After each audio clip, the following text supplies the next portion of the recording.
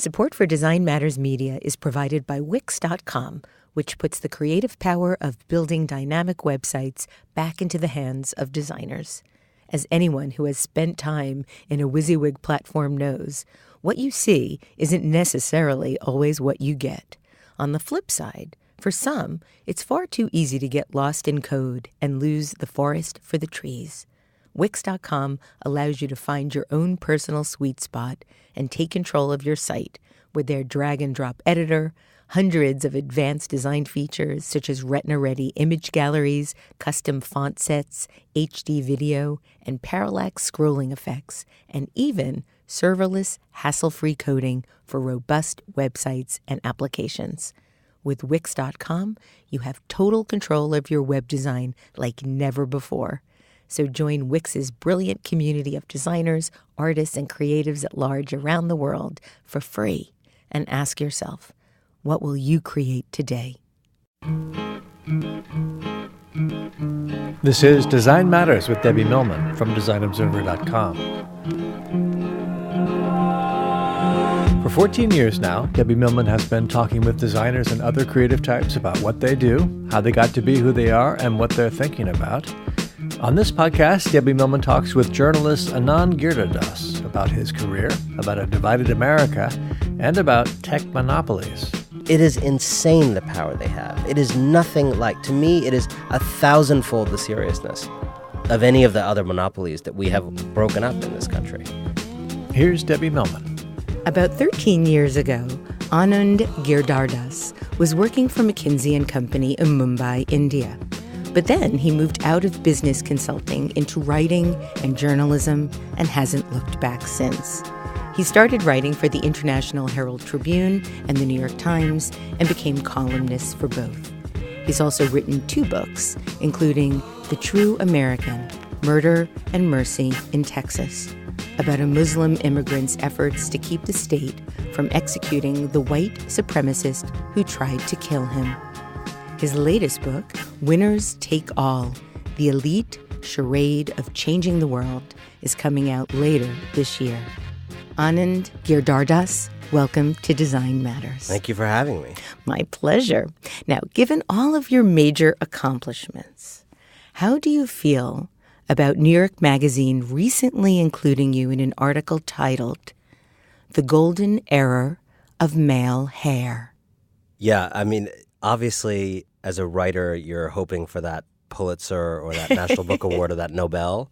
But in the absence of such honors, it was one of the greatest honors of my life. I'd be lying if I said otherwise. In a Reddit Ask Me Anything that you did, one commenter said, I don't have any questions, but your hair looks amazing. What is it about your hair that seems to warrant so much attention? You have to ask bald people that.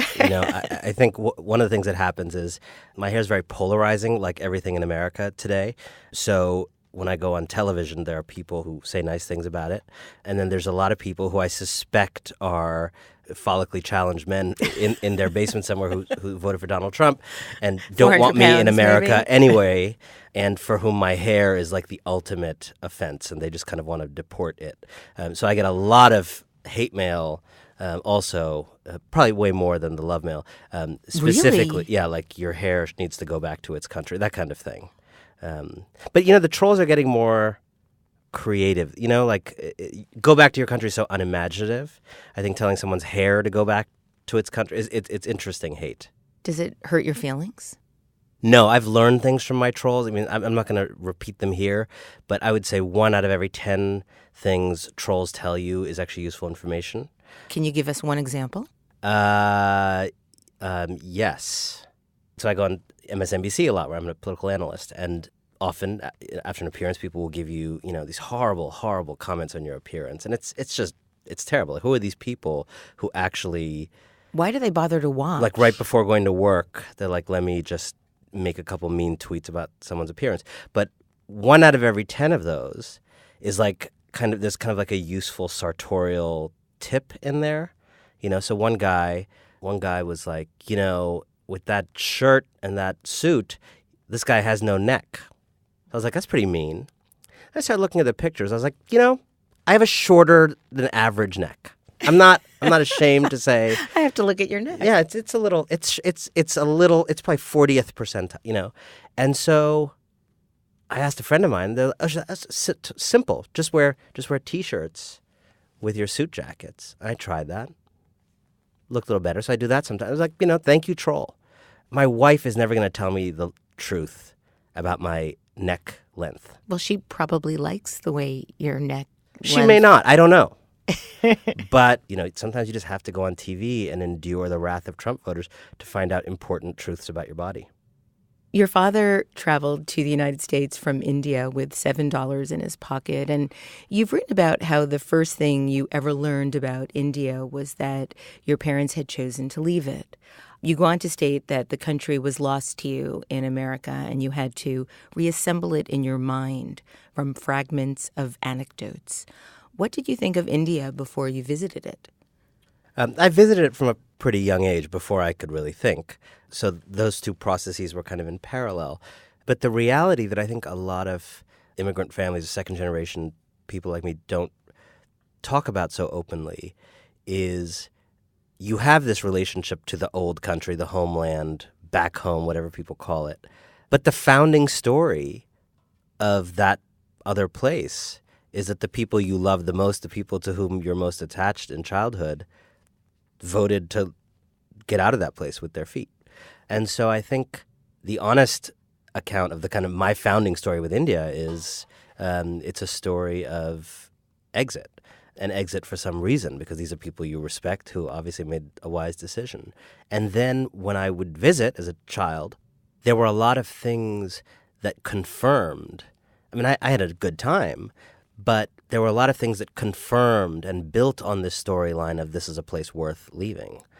I had never seen a beggar in Shaker Heights, Ohio, as a 4-year-old, 5-year-old, 6-year-old in a car in Delhi or Mumbai. It's pretty jarring to see I just came back from India, by the way. And on the other side of the glass banging, Heartbreaking and terrifying. And it never gets easier, but it's really jarring at that age. And then the fact that this was a place where my parents left because they felt, particularly my father, that his potential couldn't be developed there. And so I had a very estranged relationship to it.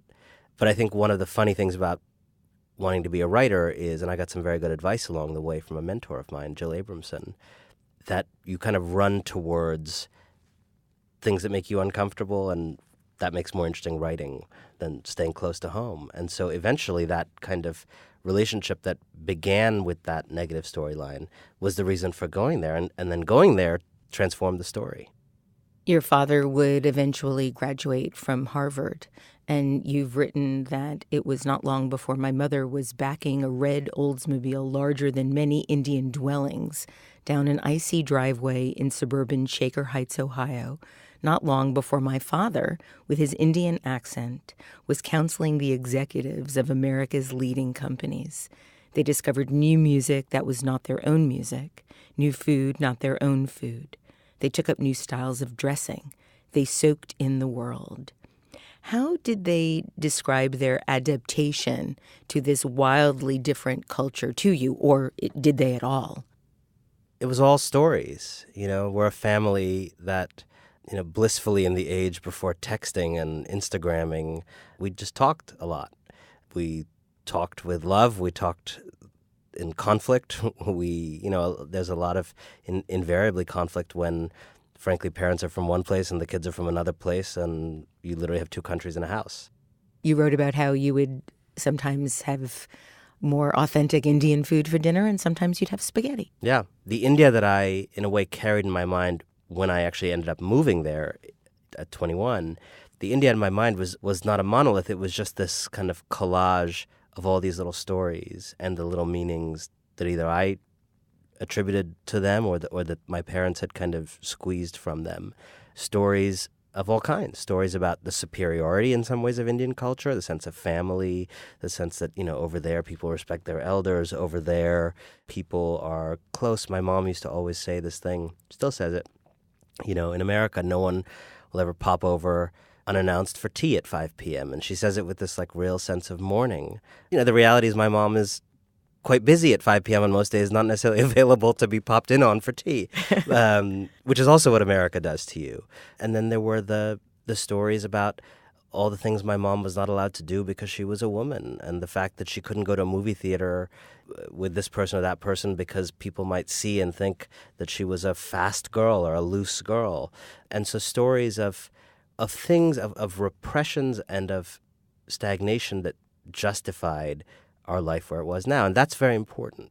And it was in going back to India later on my own that I got a chance to kind of test these stories against the reality of my own perception of this place that I had made from the collage.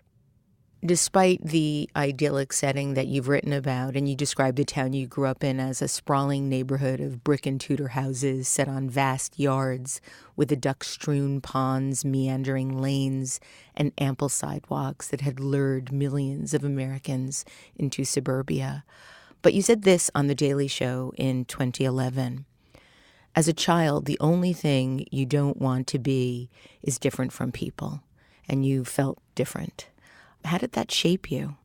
I think profoundly, probably. So many people do it that it becomes normal, but it's a wild thing to be from one place and make it another. It's a wilder thing still to be from one place and raise children who are citizens of some other place, who need to, on one level, honor you and your values as parents, at another level need to be authentic and like able to play in the place you've brought them. You know you've brought them here, so it's kind of your job to allow them to be who they need to be here, but they're also your kids and you want to raise them in a particular way. And there's a lot of inherent tension there. And that could take a form of religious tension. It could take the form of, for things in my family, it was like, do you get to drive with other kids to the school dance, or do you have to get your parents to drop you off? Were you made fun of? Yeah. I had a particularly bad couple years in a school in Cleveland, in middle school. And what was funny there is, it was a double whammy because I was Indian American in a school without too much diversity. But we lived in Cleveland for 7 years, for my first 7 years. We moved to Paris, France for 3 years, where my parents kind of decided they wanted to become immigrants again and try it out. And then we moved back from Paris once they realized it's actually not easy to become French, but it is pretty easy to become American. There's a difference. Interesting. When we got back and I went to this new school, not only was I an Indian American kid in this kind of mostly white world, but I was also just returned from France, speaking French. And my mother once heard herself, I think in that school when she came in for a meeting, referred to as the French lady, right? And it was just a reminder of how mind-blowing it was for a lot of people in that very placid, relatively kind of monocultural world of Shaker Heights, Ohio, to process people who are not only brown but had just come back from France. All of us would kind of yawn at that today in the world that we're now in. So that, I was very badly bullied in that particular school for a year and a half. It's really interesting. I look back and I haven't thought about it in a while, but the way we thought about that problem at the time, I remember, was interpersonal. Maybe there was something I was doing, maybe there was something this person was doing or that person was doing or that. And I think we didn't have the language for understanding it as a systematic thing. One, a lot of people have kind of studied and talked about this kind of issue of bullying, but two, the cultural element of it not being easy to be different. Was it really more difficult to acclimate in France than it was in the United States? There was an opportunity that came up for my dad in France within his company to transfer, and so he took it. And we had this amazing adventure. We had so much fun as a family. I mean, my dad and I every Saturday morning would go on a little walk to the boulangerie and get a bread and pastries for the family, and I would walk all around the city. It was an amazing life we had there. But I think my parents, as adults, realized very quickly that maybe in their mind, having had a pretty easy run at immigration and assimilation into Cleveland, Ohio, and they realized very quickly that France was not America. And they realized that they were welcome guests, but they would never become French. Why? So this gets to the question of, in a moment when it's easy to be down in America, and I think there's many things to be down about, and I think America has a lot of things that it needs to look at itself and look itself in the mirror and see and fix. But there's something extraordinarily special in the DNA of this country that does, at its best in theory, say that anybody can become American. And there are actually not that many countries that genuinely believe that. Does America leave people out of that? Yes. Does it fail to live up to that? Yes. Is there an entire black exception to that story that's a 400-year story? Yes. But I think to only talk of those things and not talk about the remarkable way in which, frankly, I mean, I've traveled around the world to know that when I go to Europe and people ask me where I'm from and I say the United States, there's this kind of, people don't believe me, right? And here, the people who don't believe me are like racist, fringy people, right? But it does not blow anybody's mind that I'm American in America. In India, it blows people's mind. Yes. So it's easy to be down on this country, but at its best, this country actually believes in a post-identity concept of an American. It, in theory, believes that anybody can be this thing. Again, a lot of work to do to actually live up to that. But I've been to a lot of places in the world that don't even have that as an ideal. And it's an extraordinary ideal. As you were growing up, you would ritualistically watch the Sunday morning political talk shows with your family, and you described it as such. We parsed and argued and jeered at the screen as national figures delivered careful, poll-tested talking points. What drew you to these shows at an age when most kids at that age were playing video games or playing ball in the street? Yeah, maybe I should have been doing those things. Could have helped with the bullying. What's funny is I'm now working for MSNBC. We used to always watch, NBC Meet the Press. I'm now like on air with people who I don't really want to tell that I used to like watch you when I was like 14 and 15 and like used to be a celebrity. So cool. Yeah. We were living in Washington at the time. We'd moved from, so it was Cleveland, Paris, back to Cleveland for a little bit, and then Washington, where I spent most of middle school and high school. And so, the sport of Washington is politics. It's in the air. You go to certain restaurants, you'll see, political figures. There are, a lot of politicians' children in my school. You went to Sidwell, right? I went to Sidwell. Chelsea Clinton was there. The Obama girls were there. So it was an unavoidable part of the atmosphere in my childhood there. And so those shows were like, I don't know, I just love them. It's funny, like some of those shows that I'm now on, I understand how much of a game it is now for a lot of people who go on, these politicians who go on and kind of say nothing at great length. But it was just fascinating to me. And I think for me, it had something to do with also my own journey of thinking about what it means to be an American. And I think for my parents, that was one set of things around hard work and like making it work as an immigrant. And that had to do with a lot of practical things because that was their burden. That was not my burden because they took care of it. And so I think my burden had a lot more to do with trying to understand this system and understand this society. And it's probably what led me to be a journalist in the sense that like I never wanted to kind of work on the sidelines of the society. I didn't want to just do some job and then happen to be, I wanted whatever I did to have something to do with the enterprise of the society, with government politics, with public life, common life. Even back then? I think so. And, I had different things I wanted to do. I wanted to be a lawyer. I wanted to, and my dad in typical, I always joke that when like other Indian Americans of my generation meet my parents, they're often like, oh my God, you got it really easy. Like you have the very relaxed, cool, do whatever you want Indian immigrant parents. And it's true. My parents are really remarkable. But, they had a hybrid thing of the kind of Indian part and the immigrant part of them was like, you have to really, work your butt off and be the best at whatever you do. That was the, but the part where they became American and relaxed is like that whatever you do can really be whatever you do. That was like their compromise. Like do whatever, but just be like really good at it. And I remember my dad literally once said to me, he's like, do whatever you want. If you like want to do law, for example, like you should try to be on the Supreme Court. It's like, oh, okay, good. Awesome. I'll just do that. Yeah. He was very proud of you. Yeah, exactly. But that's kind of like the Indian American equivalent of like, yeah, go live a little, just like be, go be wild, just be on the Supreme Court. At 17 years old, you landed an internship at the New York Times. You really do your research on this show. I'm afraid where this is going. How on earth does one get an internship at the New York Times at 17? Well, I was very lucky. Someone in my school is a couple years younger than me, worked on the school newspaper with me. I was the editor of the paper. Of course you were. Her mom was an editor at the Times. And I had this school directory, which gave people's home phone numbers.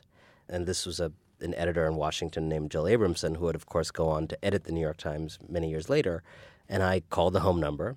And this is 19 years ago, but the way I remember it is I called her and I asked for an internship at the end of my senior year. And she said, I'm in charge of our impeachment coverage. The President of the United States is in the middle of an impeachment trial.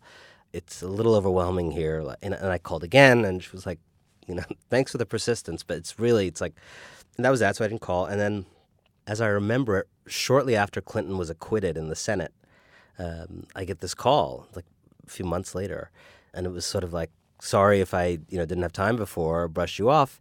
Are you still interested in that internship? Which is like the Pope calling you, asking if you want to be the Pope, or the closest I will get to something like that. So I went in for my internship, and, I thought I'm going to make some amazing coffee for Maureen Dowd and Tom Friedman or whatever. And the first day, Jill says to me, so like, what do you want to write about? And I'm 17. I'm thinking, I don't think that's a very good idea. You didn't say that, did you? I did not. I was like, I think I probably just, thinking inside is not a good idea. And outside said, like every male in the history of the world, like, yeah, I can totally do that. Her specialty at that time was money in politics and lobbying and campaign contributions. So she kind of gave me a couple ideas of directions of things she, maybe had gathered some string on or thought were interesting. And I wrote 2 stories. Back then, there was a scandal that ended this practice. But back then, if you were not a staffer, the byline would just say, by the New York Times. Yes. So I wrote 2 by the New York Times articles. One was about, it all sounds so quaint given what's happened to America. One was about these early campaign donors to Bush and Gore in 1999 who had given maxed out, which meant giving $1,000 to both Bush and Gore. Obviously, they're just trying to secure themselves in whatever administration comes. I mean, $1,000 sounds so quaint right now, but it was before Citizens United. It was the max. Now, did you discover this, or were you assigned There's an amazing organization in Washington still called the Center for Responsive Politics. I think it's opensecrets.org. You have to file all campaign contributions, all the campaigns do it, but it's a mess. And this organization organizes it all, puts it in a database. I mean, it's like the greatest database that no one ever, messes around in. I mean, you should just go mess around in it right now. You can find out, who did the tobacco industry give the most money to this year? Who did, and it's amazing. So I just played around with that, and they help if you work for a place like the Times, which I very flimsily did, they will help you. So you tell them you want to do something like this, they'll actually custom do some research for you because their whole goal is to expose this game. And then I did another story, which also sounds quaint. It was about how the FEC, the Federal Election Commission, had responded to a request from Bill Bradley's campaign to allow credit cards to be used in making campaign contributions. Now, it sounds insane to us, right? But this is 1999. And the whole idea, the Bill Bradley campaign made this argument that in the future, the internet is going to be the locus of politics. It's going to be the internet where people are organizing, raising money, and how forward-thinking of him. I know, and that his kind of campaign was an insurgency against Gore, would require this kind of more internet-driven, grassrootsy approach, and so therefore he petitioned. A lawyer named Bob Bauer was his lawyer, pushed for it, ended up becoming Obama's lawyer. And it was a story about this little historic moment when the FEC decided to allow people to make credit card political contributions. So that was kind of my beginning in journalism. You went on to the University of Michigan and majored in history. Why not a major in journalism or writing? I don't know who gave me the advice, but by that point I had received the advice from I feel many quarters, perhaps Jill, perhaps others, that it was better to study the world. And, journalism is a craft, but it's a craft that needs to be applied to something. It requires a medium. And the medium is the world. And it's just a craft you learn by doing. And frankly, a lot of journalists study things like history, and that's important.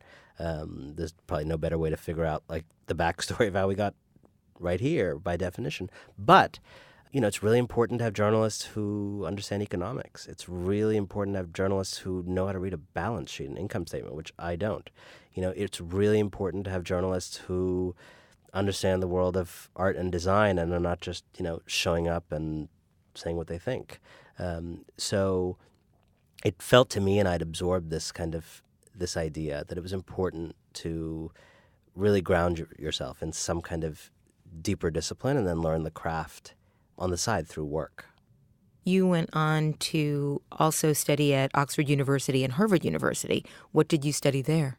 I did a junior year abroad in Oxford, which is truly one of the greatest educational experiences of my life, in part because it's a totally different system.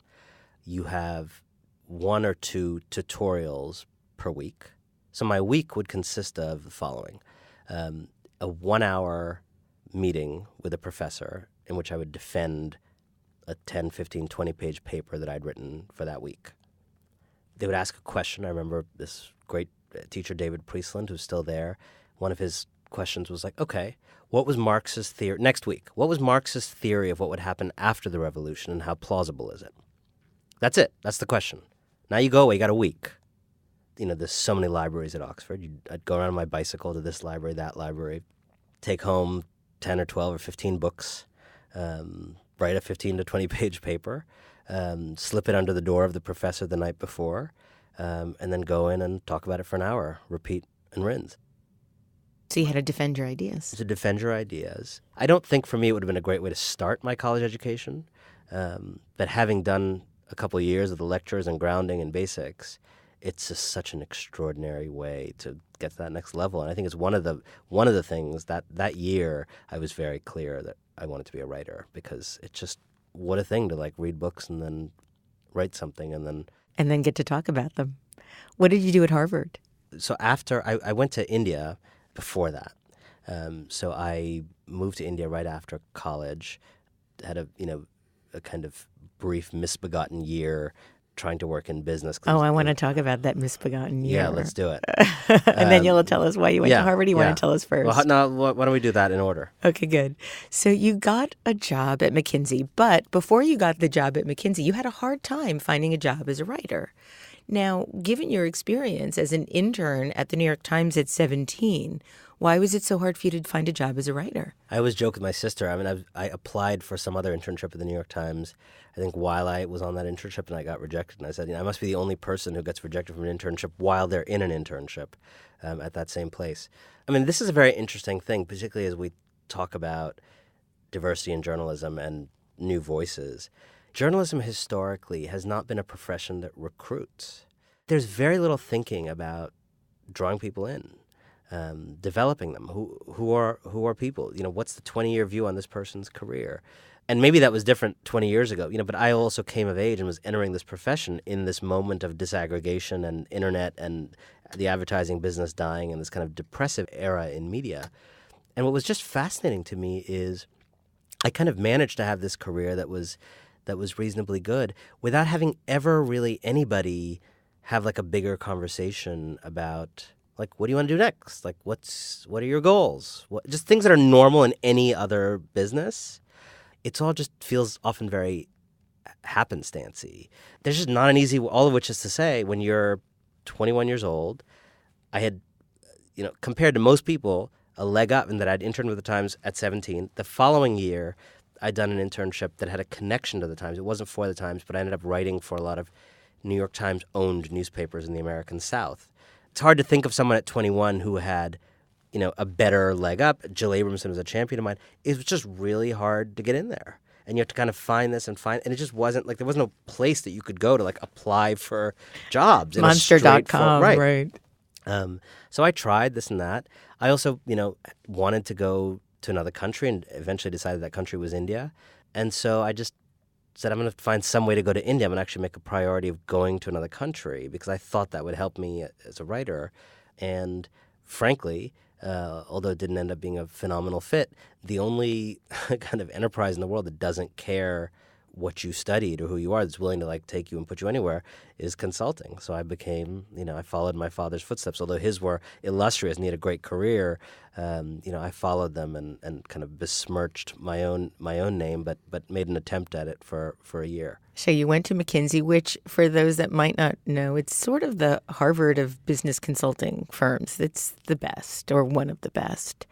I can't imagine that it would be easy to get a job there either. I mean, I have a whole crew of graduate students listening to this interview that are probably starting to think, wow, maybe I should just apply to McKinsey. It doesn't really work that way. I don't know. I mean, I think I also presented a weird case, which is I was sitting there in Michigan and I applied for a job in the India office. And I don't think anybody had ever done that before. Okay. I went on an Indian salary where I could barely afford like a spare room in someone's house. And I just wanted to get out there.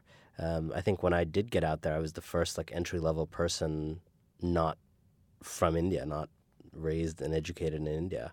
But I kind of wanted to get out there and I wanted to see the world. And what was really fascinating about McKinsey is like I got there. I had no idea what was going on.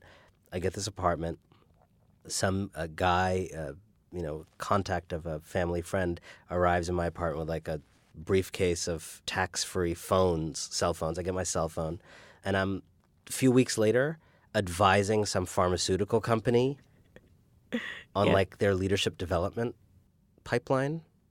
I can assure you, I know nothing then or now about leadership, development, pipelines, pharmaceuticals.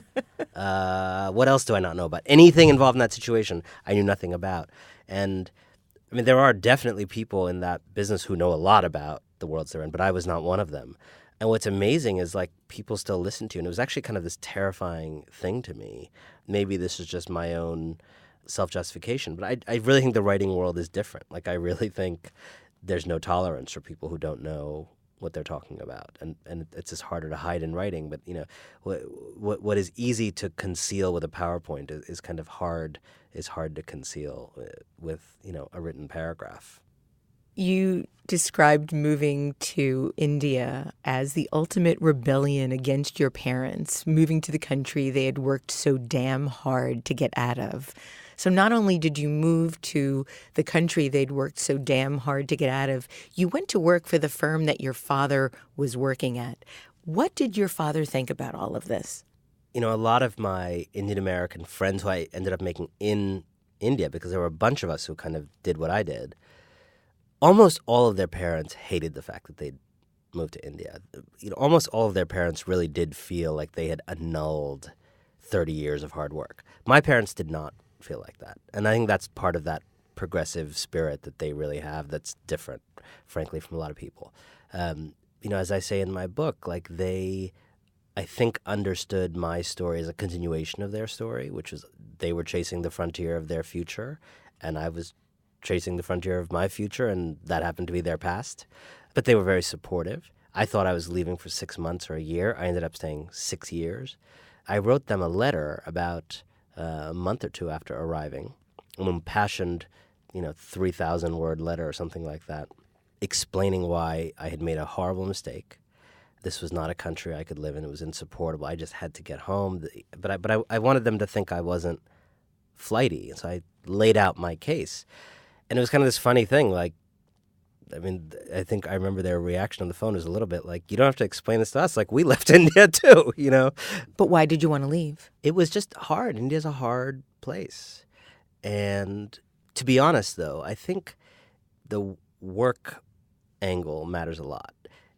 India's a hard place, and if you're doing work that kind of, as mine was, had nothing to do with the place, it's just kind of this abstract spreadsheets about things you don't know about, then you're just living in a hard place for no reason. As soon as I became a journalist, then suddenly all the complexity and difficulty of India became my subject. Then I loved it. I think it's hard to live in a hard place where you're just trying to do some job and go to sleep. When understanding that place becomes your job, well, that opens a whole different thing. So you did get a job. The New York Times took over the International Herald Tribune, and you got a job as an international correspondent. I say that very sort of haphazardly. You got a job. Given how difficult it was for you back before you moved to India, what made it possible for you to get the job at that time? I mean, these things are all happenstance and not replicable. I was very, very lucky. I mean, to one, I did have the fact that I had done these internships, the fact that I had a champion in Jill, who really was such an amazing champion of my work. But then this big thing happened where the New York Times acquired full ownership of the International Herald Tribune, which they used to share with the Washington Post. The reason they acquired it was this idea that New York Times journalism no longer needed to be confined to the United States. The people were going to want to read it in Asia, in South America. And they bought the IHT as the idea of it ended up becoming the International New York Times. And the idea was, if we're going to write about the world for Asians and for South Americans and for Europeans, we need new correspondents who are not just writing for America. We're covering India for the Chinese now. We're covering China for Brazilians now, which is so great. And so the acquisition of that paper was a very rare chance where they actually hired a bunch of people, 15 people, I think, or something like that, across Asia. And once I was in country, I mean, I think you can understand from an editor's point of view or a newspaper's point of view, sending someone somewhere feels like a really big decision. I was in country at this point. It was just a matter of having me, start writing. And I told a little white lie to make it happen. Just the importance. White lies are all the rage these days. Yeah, white lies are huge. By the way, White Lies would be a great title for like the movie about the Trump era, just like White Lies. So I applied for jobs at the International Herald Tribune office in Paris, and my idea was to kind of move there maybe and be a copy editor, whatever you do to start out there. And I was emailing with these people, and they were like, "Well, we'll do a phone interview, whatever." And I had no plan to be in Paris, but I just felt like I got to face-to-face this situation. So my white lie was, I'm actually happened to be in Paris. And given the squalor I lived in. That's a Glengarry, Glen Ross kind of white lie. Yeah, totally. But I was, told a little white lie, bought the ticket, went to Paris and went to see them. And of course, that makes all the difference. Absolutely. IRL. It's all about IRL. And so I got the job. I think they asked me to do a trial article. I wrote this trial article, and I started. You wrote this in the Times. I don't know if it was exactly at that time, but I think it was around that time. My parents watch me from their perch outside Washington, D.C., and marvel at history's sense of irony. A son who ended up inventing himself in the country they left, who has written of the self-inventing swagger of a rising generation of Indians in a country where self was once a vulgar word. Do you think that self is still a vulgar word in India? India is so big and in such transition. I think there is a vast, largely unchanged territory of Indian society that is, where it's still very much a vulgar word. I mean, I think if you are a woman in India, frankly, self continues to be a vulgar word. My mother-in-law has a book coming out called Chup, which means kind of shut up, and it's about the 7 habits that Indian women learn to repress themselves and kind of not exist. So self is still very much perceived as a very hostile thing because self is the enemy of community. It's the enemy of caring for others. It's the enemy of putting your children ahead of you or your elders ahead of you. In a system where, frankly, Social Security is non-existent, where health insurance is not really a thing, where you can't get a mortgage to buy a house, you need an uncle to buy a house. Self threatens the entire social infrastructure that people need to make a life. That said, what I described in India Calling was a profound revolution in India in which that idea of self was breaking in. And at the heart of that idea, there were many things in India conspiring to restrain the self. An ancient culture, yes, but also more modern things. I mean, in some ways, the socialism with which the independent India began is kind of anti-self in a different way. There were kind of religious tendencies and ideas that were repressive of the self. And part of the idea that is creeping into India now that I was able to tell in this book is the notion that people can decide who they want to become in whatever modest way. That doesn't mean necessarily what it means here. But I wrote about people for whom that meant being willing to make those enemies of your parents to marry someone you love over someone who makes sense to the family. It might mean, in the case of someone else I wrote about, working your butt off to get a job one town over from the village you live in, which to us may seem like a trivial geographic fact, but in that social world is a total kind of Balzacian, revolution. And it may mean people being willing to get angry about injustices that have long been stoically endured in India. And so now you're seeing the anger of women. You're seeing the anger of people in villages that have never had regular electricity. It's suddenly becoming indefensible to them. What was okay for them before is no longer okay. And that causes problems. It causes riots. It causes protests. It causes rage. And I kind of celebrate that because it seemed to me that what was being born was this idea that you can make your life. You included your own story in the book alongside detailing how India has changed and stated that doing this was a way of making a big story smaller. In what way? It's interesting. I mean, just as a publishing backstory, I first wrote the early chapters of India Calling and the idea of the book in a way that did not have the word I in it. And so it was a book about 5 kind of areas of change in Indian life. Changing ideas of family, changing ideas of love, changing ideas of work, changing ideas of ambition. And one of the editors who we kind of submitted the proposal to, a guy named Jonathan Siegel at Alfred Knopf, read the proposal and said, this is in a good direction. I'm going to work with you on it to make it better in the hope that we'll be able to work on it together. But you got to do 2 things. He saw a piece I'd written in the Times that was a personal piece. And he said, that what you did in that piece, that has to be the voice of the book. Don't tell us how India is changing in general. Tell us how it's your India that is changing for you and how the country is changing. Number 1. Number 2, he said, take these 5 areas of Indian life that are changing, how families changing, work, etc., and pick one family for each of those changes. That ended up being the book. In the end, it didn't work out with Knopf and John Siegel for that book. But in my 3rd book, we kind of found each other again, and he's my editor. But it was an amazing thing. Even though he didn't publish that book, it was his concept to make it personal. Look how you are connected to this. Your next book, The True American, Murder and Mercy in Texas, you focused on a brutal story in America that also involved immigrants. After September 11th, 2001, a man in Dallas, Texas, walked into a mini-mart, asked the clerk where he was from, and shot him in the face with a shotgun. In the man's mind, this was retribution for the terrorist attack. The victim was a former Air Force officer from Bangladesh, a man named Raisuddin Bhuiyan. He was one of 3 people shot that day by Mark Stroman, and the only one to survive. He would go on to forgive his attacker and also champion for him to be spared the death penalty. You initially came across this story as a tiny brief in the New York Times. How did you know there was so much more to this story? I was kind of wrestling for a couple of years after my first book with this theme of what was going on in America. And I was writing columns for the newspaper, the New York Times, at that time about what was going on.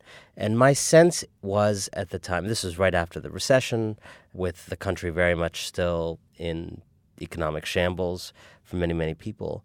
And there was this deeper sense of a turning and of the American dream being in crisis, perhaps not being real anymore, perhaps having never been real for some people and now being exposed in this more honest way. And so I kind of set about thinking about that for a while and thinking about ways to tell that story. Could I find a pair of brothers, one of whom rose out of poverty and one of whom didn't? Could I find, you kind of create these fake scenarios and then try to find real people that, and it's interesting, people often don't talk about this. I mean, I teach writing now, and, people often don't realize how engineered some of these beautiful stories are, because you kind of sometimes have to actually think in your mind, where would this idea I'm looking for, where would it naturally occur? In the same way, scientists look for natural experiments. And so the more I thought about it, I felt like the fundamental story I wanted to tell that interested me about America in that moment was how resilient the American dream was proving for some of us, while it had utterly deserted others of us. It occurred to me that that was what was actually weird about America in this moment. And then one day I came across this little news brief in the newspaper, as you said, that says, Texas executed this guy last night. So far, so Texas, nothing unusual. But the second or third or fourth sentence said, in his final days, his victim, Race Bouillon, had been fighting to save his life from the death penalty. The combination of the name and the idea of someone fighting to save your life when they're a victim but they're still alive, it just was unusual. That was 9 a.m. By 11 a.m., I had kind of called out to my wife and said, I think this is like the next big thing I'm going to work on. Because I just had this feeling after a couple hours of research that this was this small, it was the Holy Grail. It was the small, bounded story of a couple of people and the people around them in a bounded period of time, in a bounded setting, that if you looked at it closely could tell you so many other things about so many other things. And could get to this question of how the dream in this country has become so bifurcated, how it really remains true for so many people and not for others. And what I loved about it was that it was the immigrant from Bangladesh who was a Muslim shot in the face who actually kind of ended up embodying the America that still works and still allows people to rise and still gives people chances and still has functioning institutions. And it was the guy who was born with white privilege, who was a man, who was self-confident and thought America was the greatest, even though the only part of America he'd visited was Dallas. It was he who actually embodied the America that stopped working. You wrote deeply and movingly about the notion of these two distinctly different Americas, Ray Sudan's and Stroman's colliding, and said that the moral challenge of your generation is to reacquaint these two Americas. It seems especially pertinent in regards to the world we're still living in today, if not more so. Do you foresee a time when those two Americas can be reacquainted? Let me say two things about that. One, I think I got to see Trumpism without realizing it was Trumpism before there was Trumpism, before he came down. So it sets the stage for it in a lot of ways. Because when I dug into that world, this was a kind of crime story about which there was no dispute of the crime itself. Everybody knew what happened. There was not just this one shooting, but actually three, and the other two, the guys both died. There's no doubt about who did it. The trial took a day or two. The questions that were left for me to kind of investigate as I wrote the book were questions about why. And by the way, those kind of come up in the death penalty in the penalty phase, because in the penalty phase they actually have to ask not just what happened, but are there mitigating circumstances? Why did you really do this? I had to kind of go in and understand, apart from the prosecutor's story of this, what was really motivating this guy. And what I found was that he, yes, was trying to take retribution for 9/11, but 9/11 happened 10 days before he went to war. So we have to kind of go deeper than just 9/11. 9/11's the thing that tipped him off. But what I found was a kind of braided white working class male anger that had many, many, many fathers. It was partly this feeling of living in this country that you don't recognize anymore because the Mexicans and the Muslims and the women are all taking over. It's partly this feeling of the economy becoming less prone to mobility. It's partly the effect of Fox News and things like it that have droned into the minds of many people who do not have the faculties, frankly, to know better, this litany of talking points that actually misexplain reality to them. It's this sense of, in a very deep way, of, I think, men who don't know who to be in an equal world, and white people who don't know who to be in a world of inclusion and equality. And so all of these forces, which now, as I list them, sound so old hat because they have unfortunately been elevated to the highest levels of our national life in the person of Donald Trump. I had to kind of detect them and parse them in the life of Mark Stroman, in the letters he wrote, in the blog posts he ended up sending from death row, in the memories that his children and friends and ex-wife had of him. So in a way, without being wise enough to realize that it was going to be Trumpism, I got this kind of sneak preview of Trumpism starting in 2011. And the preponderance of gun violence. Absolutely.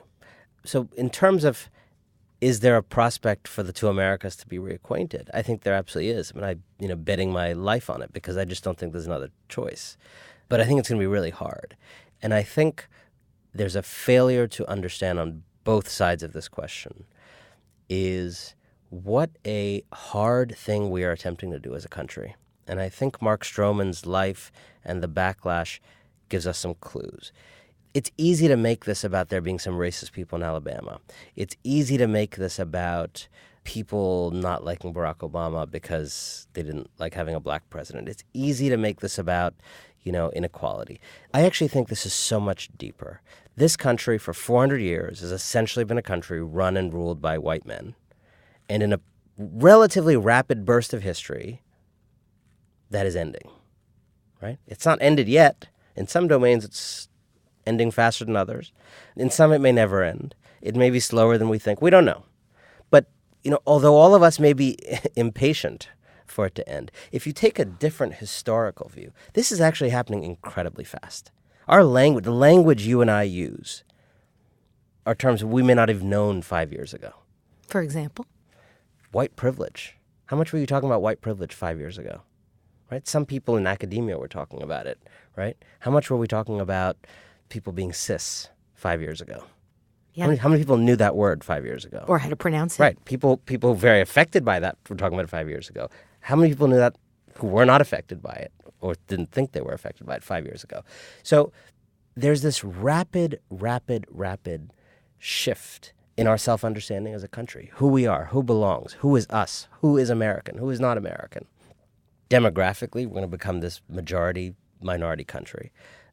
No big country of this power and stature has ever actually done this.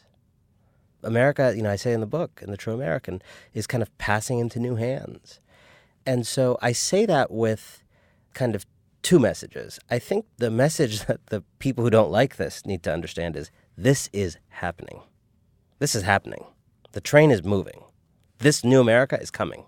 It's not optional. You can kick out some Mexicans. You can make it a little harder for women in the workplace. Like, the new America's coming, and it's going to take its revenge one way or another.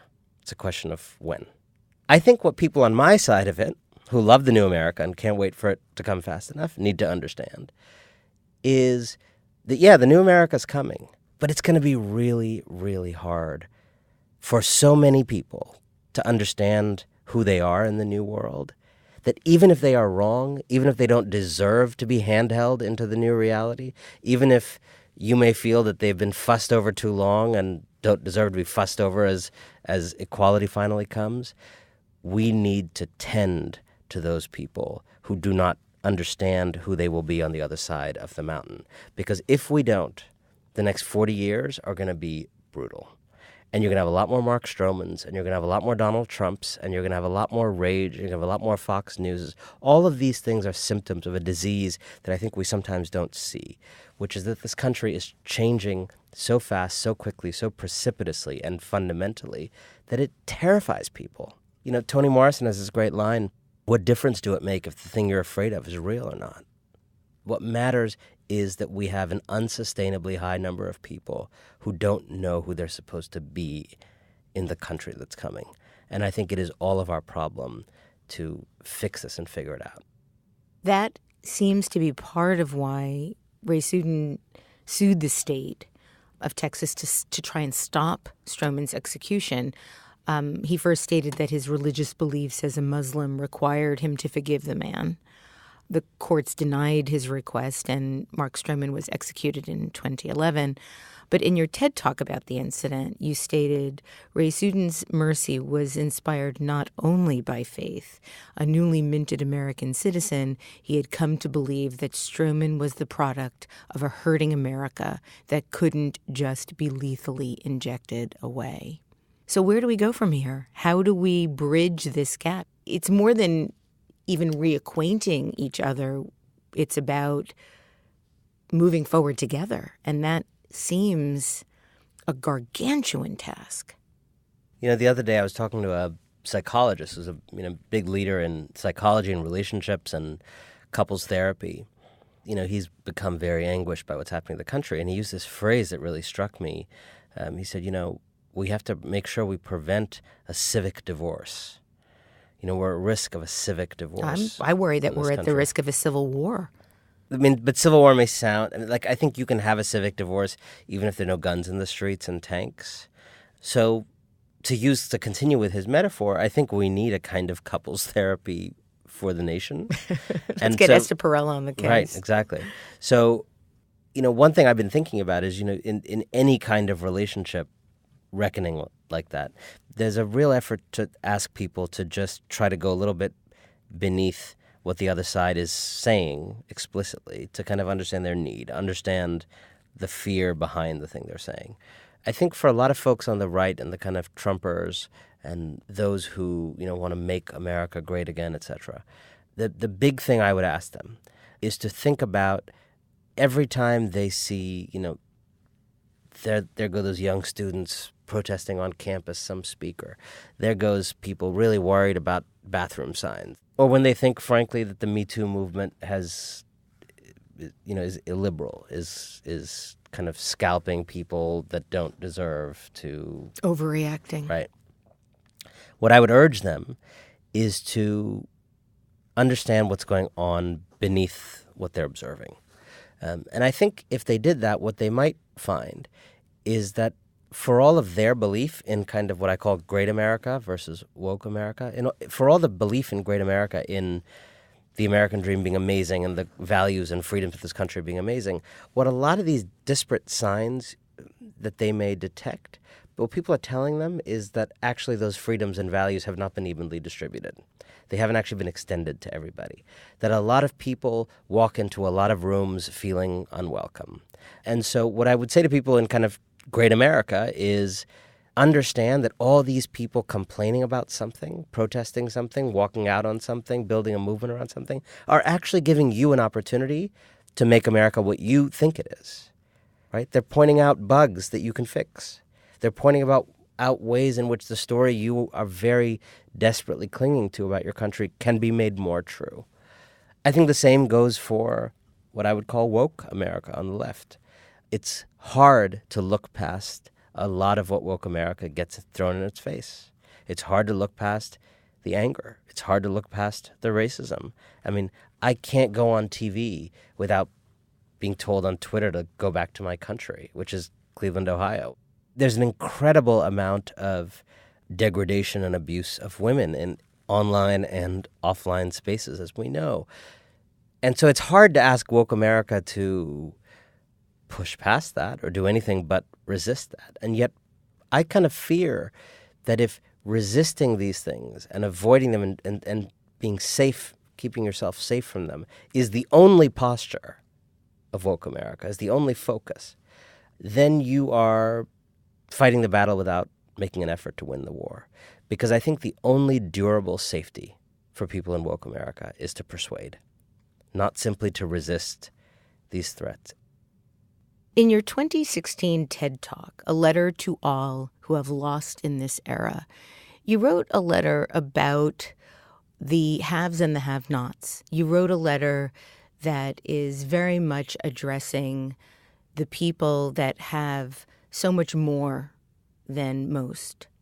And you talk about how language is one of the only things that we truly share. And you go on to say that you sometimes use this joint inheritance to obfuscate and deflect and to justify yourself, but you're really talking about the world at large that have so much more. and to rebrand what was good for me as something appearing good for us when I threw around terms like the sharing economy and disruption and global resourcing. Talk about why you wrote that letter. Talk about why you took the approach that you did in including yourself when, in fact, you probably didn't need to, and what you feel the reaction has been. You know, I had given a talk at TED the previous year about the true American, and they were having this event also in Canada the next year, and I was not planning to give a talk. And then Brexit happened. And because Brexit happened that summer in a way that it felt linked to what was going to happen with Trump, it felt like it was part of this populist question around the world. And so what I decided to do was to write a kind of letter of apology from the global elite to all the people who had not only been left behind, but who'd kind of been bluffed into thinking that everything was good, everything was fine, and that all the complaints they had were, made up. I'm in many ways a critic of the people I was kind of pretending to be in the eye, but I decided as a kind of literary form to write this letter from the winners of the age to those revolting in Brexit, who would soon revolt in the election of Donald Trump. But the idea was not to, apologize to these folks and say, therefore, you're right about Brexit. The idea was to say that many people in the world seemed on the brink of doing real damage to their societies, to the world order at large. What Brexit still kind of bodes for the 70-year project of European reconciliation is just barbaric. What the election of Donald Trump and his foreign policy now bode for the post-war order that the United States was the architect of is barbaric. The fear in immigrants and people of color and women that have since been undamned in some ways by both of those events is barbaric. But I felt it was important to say to those people who were revolting that someone understood that the revolt didn't begin with their revolt, that they were revolting against something, and that even if the revolt, the substance of the revolt, was wrong in my view, I understood that the America that I'm from played a part in creating the conditions for their revolt and inspiring it. And so I tried to kind of understand what our complicity was, people like me who've kind of lived in the Lucky Land, what our complicity was in inspiring their revolt, in the hope that there might be some taking of responsibility on both sides. The response was really interesting and overwhelming. There were a lot of people immediately stood up and clapped, and there were a significant minority of the kinds of folks who go to TED who sat on their hands and didn't even clap and were very angry that I had, I said things like, I'm sorry that I've been focusing on immortality while down here your life was in some cases getting shorter. I'm sorry I've been focusing on colonizing space while it was being harder and harder to live here for many of you down here on Earth.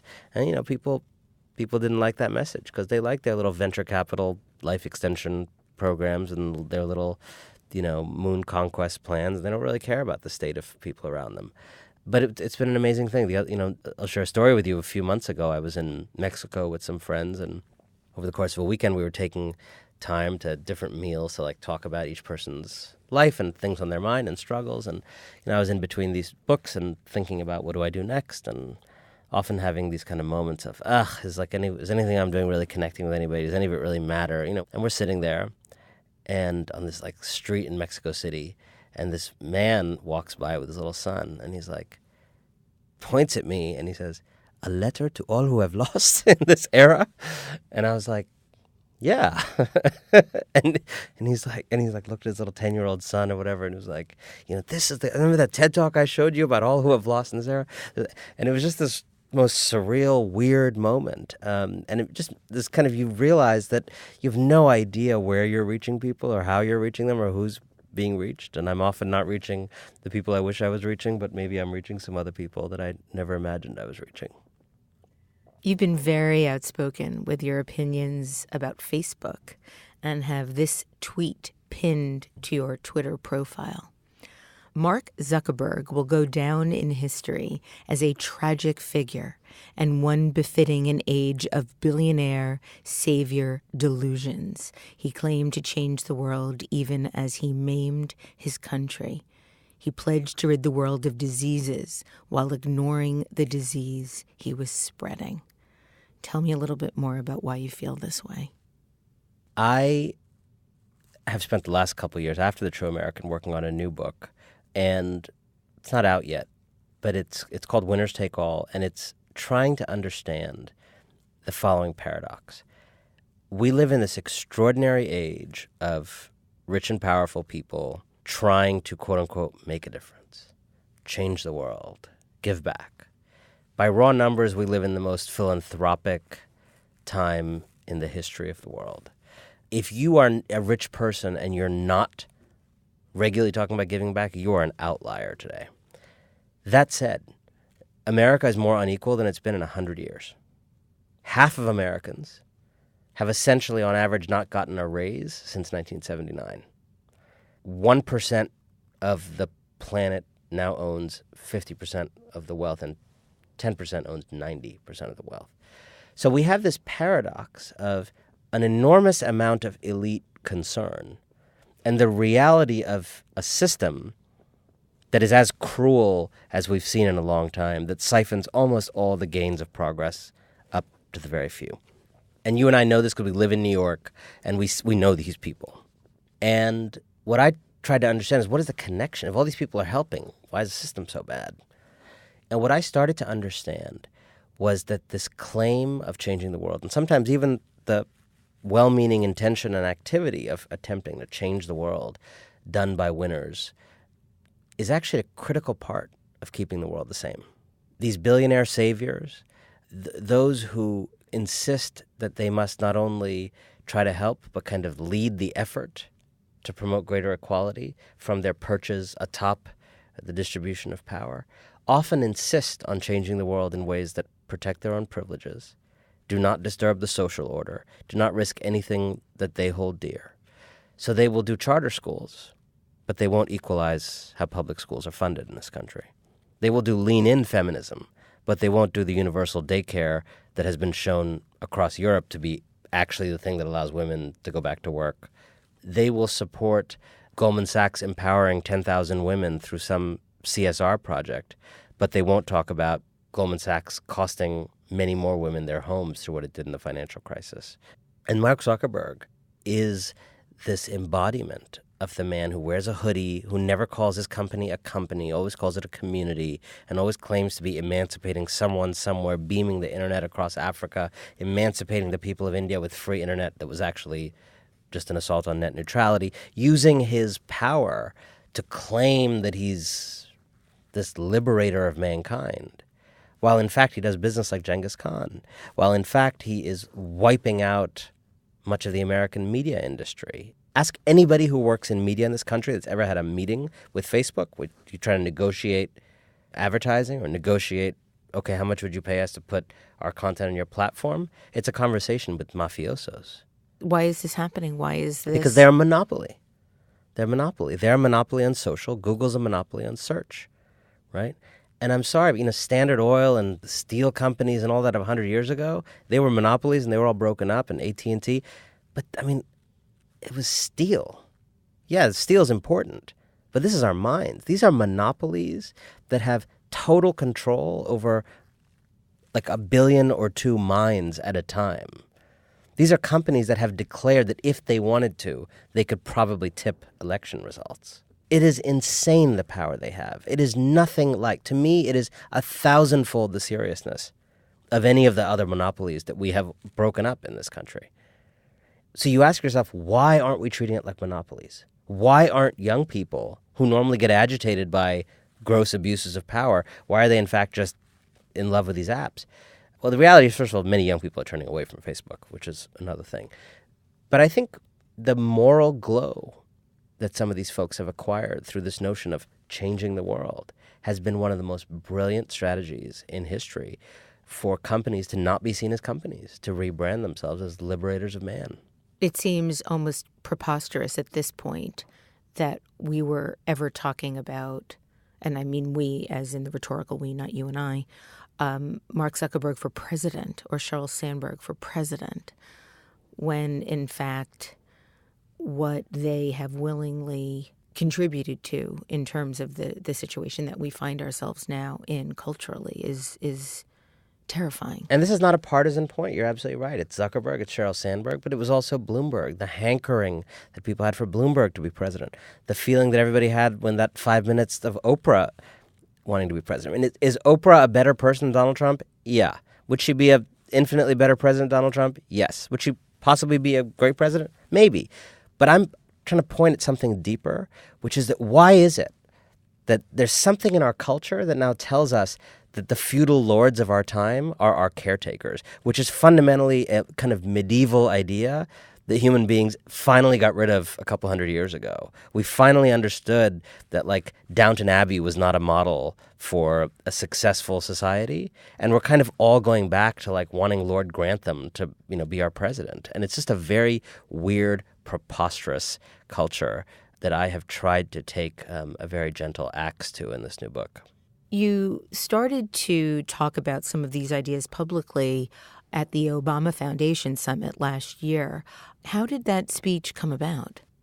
One of the people I was actually writing about in my book, the young woman, and I was writing about her senior year at Georgetown and how she decided what to do with her life, because I think that is the moment that a lot of these corruptions happen. And it was a kind of narrative of how she wanted to change the world and where she ended up. And she had ended up some years later at the Obama Foundation. And I wrote about kind of her journey, and we got to know each other. And to the credit of the Obama Foundation, they were bringing together, several hundred change makers, people who kind of are active in their communities, making real change, not the kind of phony change that I dismantle in the book, but, people who are in their communities, known to their communities, working through civic life and democracy to make things better. And they wanted to put some challenging ideas on the table. And they, to their credit, said they wanted to start with someone critical of a lot of what was happening in the change-making world. That's not something you hear all the time. So they invited me to give the opening talk. In the speech at the Obama Foundation, it was both revealing, I think, some of the faux change-making for what it is, but there was also a lot of optimism in it. I want to quote you. You said, "These days I find myself filled with a strange kind of hope. When times grow dark, the eyes adjust. What I see stirring in the shadows is people realizing that they have neglected their communities in an age of magic and loss. All around, I see people awakening to citizenship. For decades, we imagined democracy to be a supermarket where you popped in whenever you needed something. Now we remember that democracy is a farm where you reap what you sow." And while I do think you are being, I think, appropriately critical of a lot of what's going on, I think the notion of democracy as a farm is quite a beautiful thing. And it's happening, whether it's the kids in Parkland, whether it's the Women's March, actually the weird health of our civic life in the Trump era, the record number of women running for office this year, which blows the previous number out of the water, the record number of people running for office at all levels. I think Donald Trump, I'm not sure that we will survive the Trump era intact. What does that mean? I think there's a small but in a way significant chance that he could so degrade our institutions and standing in the world and foreign policy that we're not going to go anywhere. But I think in a real way the run could be over in a meaningful way by the time he's gone. I think he could have shattered the norms, and it's not trivial, the possibility that this is a fall from which we won't ever quite recover. That said, I think there's a bigger chance that we will limp through the Trump era and come out stronger than we've ever been, because people learned something that he taught us, which is that you are only as good as the country you fight for.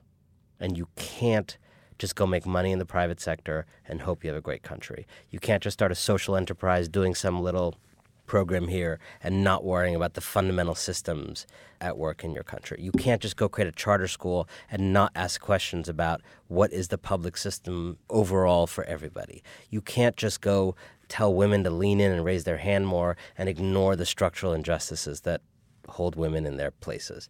You can't, go and deplore, oh my God, so terrible, this gun violence in Chicago, without understanding what our society is doing as a whole to people of color and black people and has done for hundreds of years. All around this country, I think there's actually an awakening where we're taking stock of the real story of this country, what it is and what it's been, and we're actually realizing that you get what you pay for in a democracy. And you pay in your effort and your civic love. If you're unwilling to talk to people across divides, you get a country in which people are unwilling to talk across divides. We have collectively allowed our society to degrade, in part because we have individually become complicit in that degradation. And I think what is so exciting about what's happening now is that people are waking up to the utter obligation of citizenship. You state that as wokeness has percolated from Black resistance into the cultural mainstream, it seems at times to have become a test you must pass to engage with the enlightened, not a gospel the enlightened aspire to spread. Either you buy our whole program, use all the right terms, and expertly check your privilege, or you're irredeemable. And then you go on to ask, is there a space among the woke for the still waking? And so I was wondering how you would answer that question. I think there has to be. I think the loving way to look at this country is to say it's always had high ideals, it's always failed to live up to them, and it's always tried to narrow the gap, sometimes trying harder than other times, sometimes doing a better job of narrowing the gap than others. But it is a remarkable country. It's a remarkable country that is going through an extraordinary shift in who and what it is, in its very essence. For the most powerful country in history, in the history of human civilization, to be majority-minority, to be majority of people from literally all parts of the world is an extraordinary thing. So there's a moment for like a pat on the back. We are trying something that is really hard.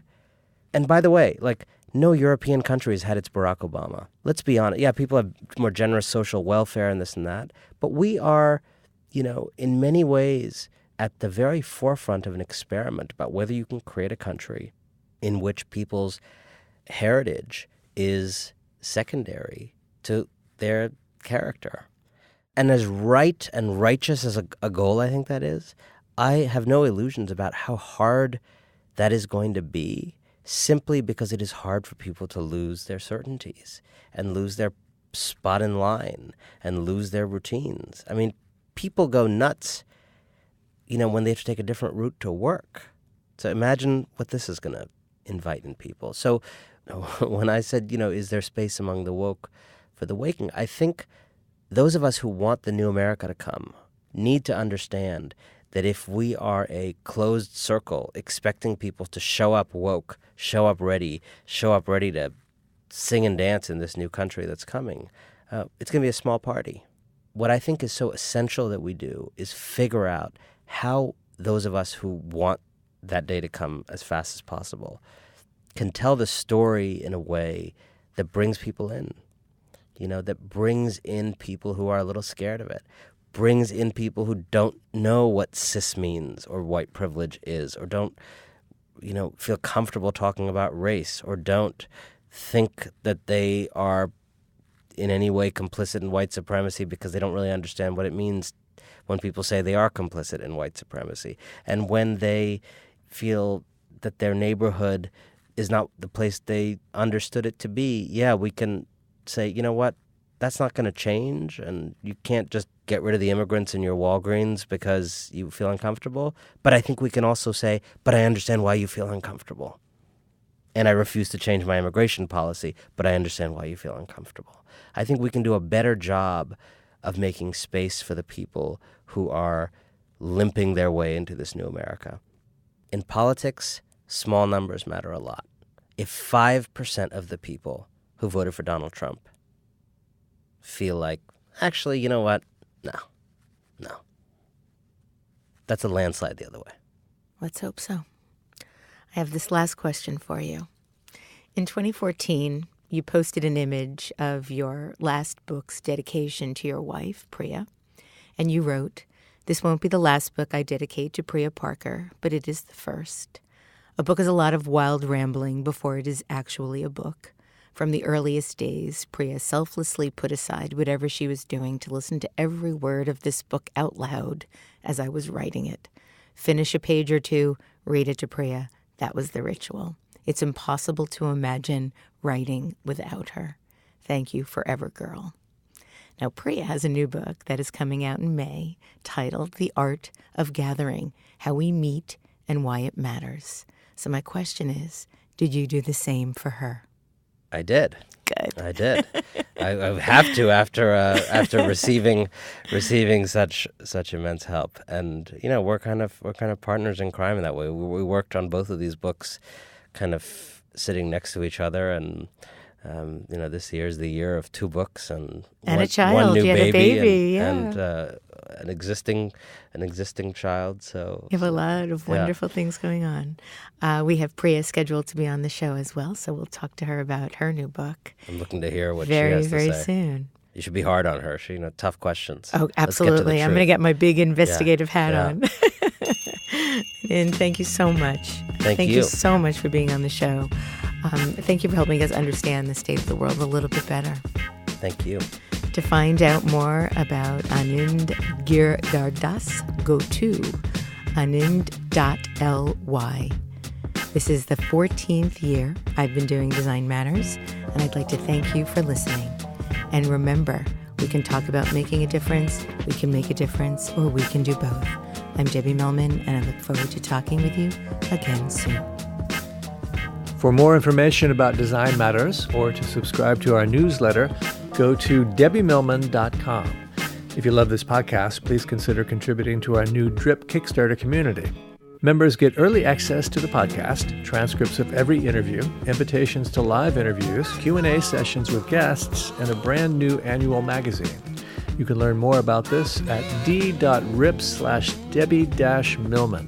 That's d.rip/Debbie-Millman. If you want others to know about this podcast, please write a review in the iTunes store and link to the podcast on social media. Design Matters is produced by Curtis Fox Productions. The show is published exclusively by DesignObserver.com and recorded live at the School of Visual Arts Masters in Branding program in New York City. The editor-in-chief of Design Matters Media is Zachary Pettit, and the art director is Emily Weiland. Generous support for Design Matters Media is provided by Wix.com.